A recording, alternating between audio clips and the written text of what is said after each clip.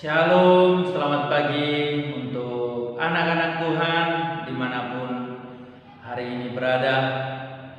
Kiranya Tuhan menolong memberkati kita semua. Hari ini repa bagi kita terambil dari Injil Markus pasal 2 ayat 13 sampai dengan 17. Demikian firman Tuhan. Sesudah itu Yesus pergi lagi ke pantai danau dan seluruh orang banyak datang kepadanya. Lalu ia mengajar mereka. Kemudian ketika ia berjalan lewat di situ, ia melihat Lewi anak Alfeus duduk di rumah cukai. Lalu ia berkata kepadanya, "Ikutlah aku."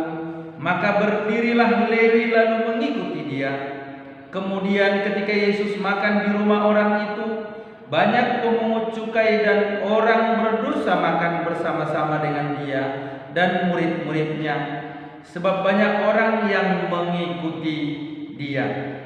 Pada waktu ahli-ahli Taurat dari golongan Farisi melihat bahwa ia makan dengan pemungut cukai dan orang berdosa itu, berkatalah mereka kepada murid-muridnya, "Mengapa ia makan bersama-sama dengan pemungut cukai dan orang berdosa?" Yesus mendengarnya dan berkata kepada mereka, "Bukan orang sehat yang memerlukan tabib, tetapi orang sakit. Aku datang bukan untuk memanggil orang benar, melainkan orang berdosa." Berdasarkan pembacaan firman Tuhan, saya akan berikan tema bagi kita, Allah peduli.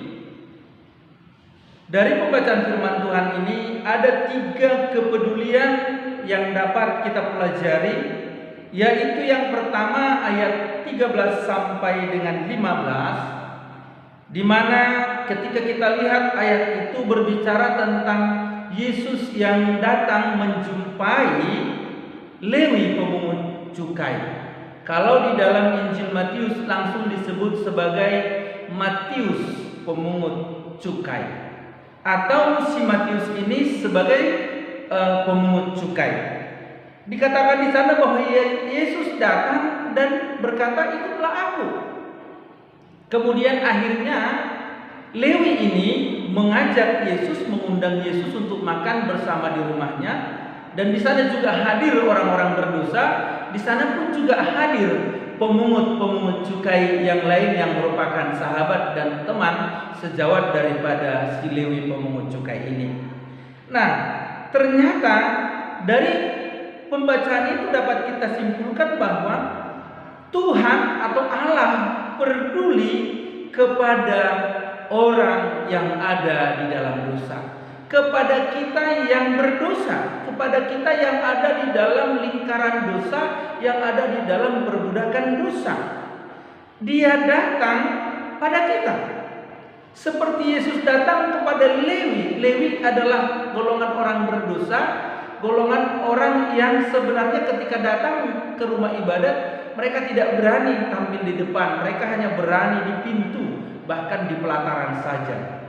Namun dalam konteks ini, Yesus yang datang kepada Lewi untuk memberitahu bahwa bentuk kepedulian Tuhan kepada kita yang berdosa, dia datang kepada kita.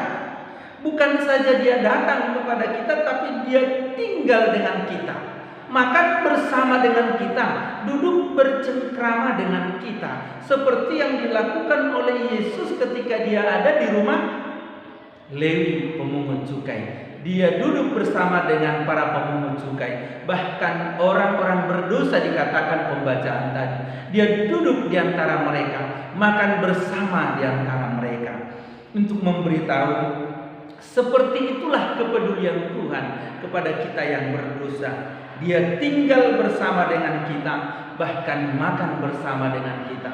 Bahkan bukan itu saja, tapi dia memperlakukan kita seperti sahabatnya. Dia memperlakukan kita sebagai sahabat. Dia berbicara kepada kita sebagai sahabat. Dia bertindak dan berbuat terhadap kita sebagai sahabat. Ini adalah bentuk kepedulian Allah kepada kita, seperti yang dilakukannya kepada Lewi pemungut cukai yang disisihkan dan dijauhi oleh orang-orang terlebih khusus ahli Taurat. Yang kedua, Allah peduli. Pada ayat yang ke-16 itu berbicara tentang bagaimana ahli Taurat menuduh mereka sebagai orang berdosa, menyatakan mereka sebagai orang berdosa, dan ketika Yesus ada di sana mereka mencela Yesus yang sedang duduk bersama dengan pemungut cukai. Nah, Allah peduli terhadap tujuan hidup kita. Di mata para ahli Taurat, tujuan hidup daripada para Lewi ini sudah tidak jelas. Dan bahkan mungkin para Lewi juga pemungut cukai itu juga mungkin mereka juga sudah kehilangan tujuan hidup, sehingga mereka ada di situ dan ada di dalam lingkaran dosa itu. Namun ternyata Allah begitu peduli dengan tujuan hidup kita, bagaimana Dia telah membuat kita segambar dan serupa dengan Allah, dengan maksud supaya kita menjadi mandatarisnya Allah di bumi ini. Sebagaimana diungkapkan dalam Kejadian pasal 1 ayat 26 bahwa Allah menciptakan kita segambar dan serupa dengan Dia supaya kita berkuasa atas ciptaannya. Tuhan bermaksud kita menjadi mandatarisnya di bumi ini.